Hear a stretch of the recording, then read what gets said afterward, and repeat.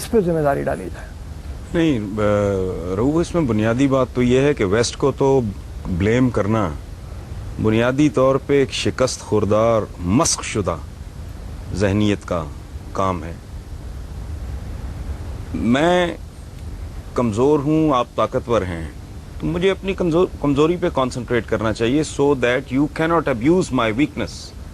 ایک بات. دوسری بات یہ ہے کہ ویسٹ، خاص طور پہ امریکہ کی آپ بات کر رہے ہیں، یہ تو ویسے جمعہ 8 دن کی بات. آپ کی تو ساری تاریخ ہی اس طرح، آپ کی ساری تاریخ ایک دوسرے کی گردنیں کاٹنے پر مشتمل ہے.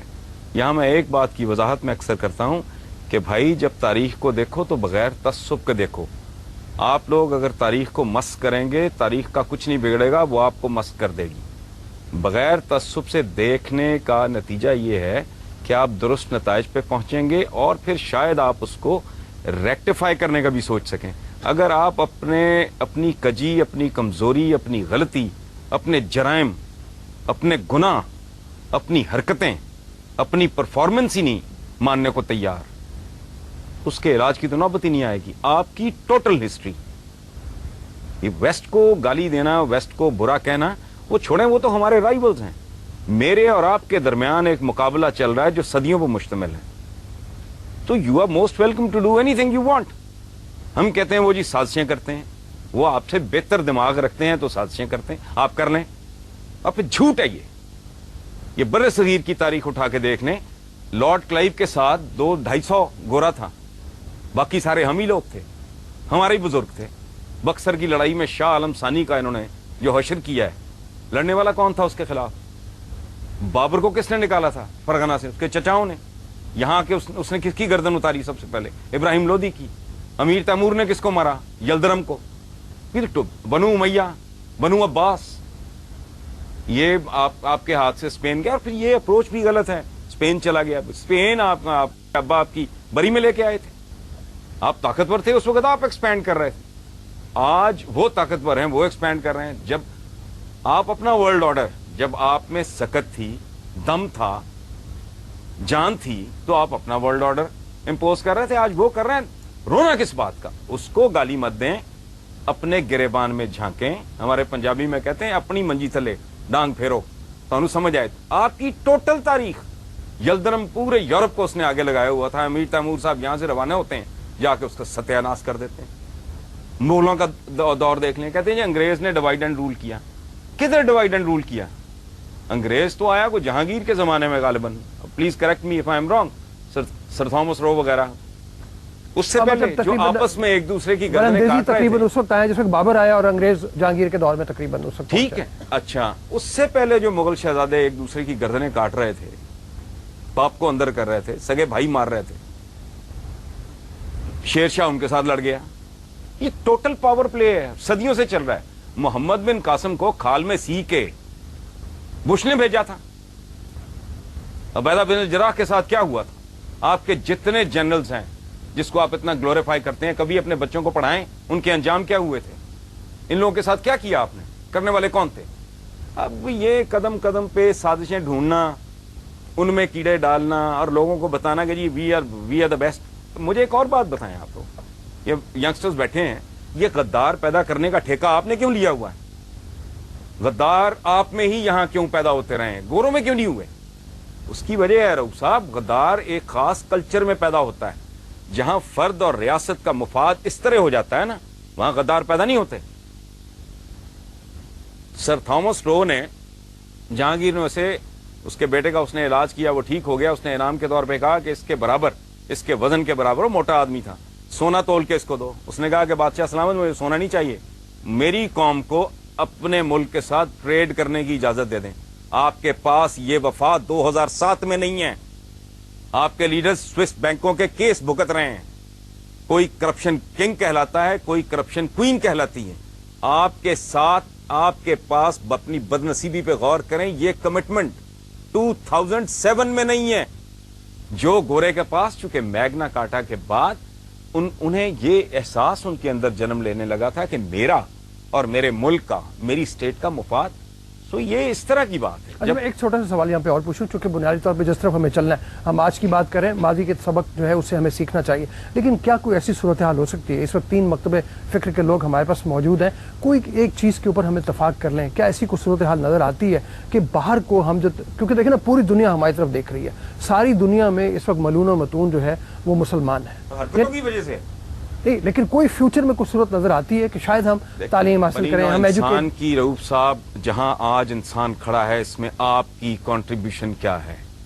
आपसे मुराद मेरी, हम की, हम सब की 1 अरब 40 करोड़ मुसलमानों की कंट्रीब्यूशन क्या है? ये एक पैम्पर नहीं दे सके बनी नौ इंसान को, ये बॉल पॉइंट नहीं दे सके, ये गाड़ी की विंड स्क्रीन साफ करने वाला वाइपर नहीं दे सके। 56-57 इतने लगभग मुसलमान मुल्क हैं, एक में भी जमहूरियत नहीं है, डूब मरो। मैं सदियों से एक बड़ा दिमाग नहीं पैदा किया, इस मुल्क में एक बड़ा आदमी पैदा हुआ है, मैं इंटेलेक्चुअली बात कर रहा हूं। ये मुल्क है सबका है, जिन्ना साहब के स्टेटमेंट्स रिकॉर्ड पे हैं कि हिंदू अपनी जगह, फलां अपनी जगह, उसको आप जो भी लेबल लगाएं, डॉक्टर अब्दुल सलाम उसको उन्होंने ठुड्डे मार के इस मुल्क से बाहर निकाल दिए। सदियों से एक बड़ा आदमी आपने पैदा नहीं किया। औकात ये है कि एक एवरेज लेवल का, एक आम सतह का दानिश्वर बात करता है क्लैश ऑफ सिविलाइजेशन, ये उसको सर पे बिठा लेते हैं और पूरी दुनिया डिबेट पे शुरू हो जाती है। क्लैश ऑफ सिविलाइजेशन तो है ही नहीं, ये क्लैश ऑफ फेथ्स है। सिविलाइजेशन तो उनके पास है, आपके पास कौन सी सिविलाइजेशन है? बकरे में पानी इंजेक्ट करके उसका वजन बढ़ाने वाले, अपने बच्चों को नापाक गंदा गलीज दूध देने वाले, लाइफ सेविंग ड्रग्स में मिलावट करने वाले, जाली दवाइयां बनाने वाले, ला कानून, किसी मुल्क में ना आईन है ना कानून है, ना आवाम की कोई इज्जत है ना इज्जत है नफ्स है। आप रोटी नहीं दे सकते, इज्जत तो दें, आप वो भी नहीं दे सके। कौन सी ऐसी चीज, मुझे इतने यहां बच्चे बैठे हैं, इतने माशाल्लाह इस मुल्क की क्रीम बैठी है, मुझे एक बात, मैं दावा कर रहा हूं इतना बड़ा, एक बात बताएं जिस पे आप फख्र से कह सके कि ये हमारे पास है जो दुनिया में और कहीं नहीं है। ठीक जी, एक सेकेंड जी। जी, पाकिस्तान में 3 तरह के मुसलमान अभी हैं। एक वो हैं जो एक्सट्रीमिस्ट हैं, जिनको यूरोप मतलब कहते हैं जी, जो खुद कुछ हमला जो करते हैं, ठीक है। एक वो हैं जो लिबरल एक्सट्रीमिस्ट हैं, जो कि मुशर्रफ, जो कि डांस पार्टीज, शराब सब कुछ साथ है और इस्लाम के नाम पे भी वो बोल रहा है। और एक हम लोग हैं, ठीक है। अब मेरा आपसे ये क्वेश्चन है कि आप हमें बताएं हम किसको फॉलो करें, हम कौन से इस्लाम को लेके चलें? जी हसन साहब। असल बात यह है कि यहाँ यंगस्टर्स बैठे हैं।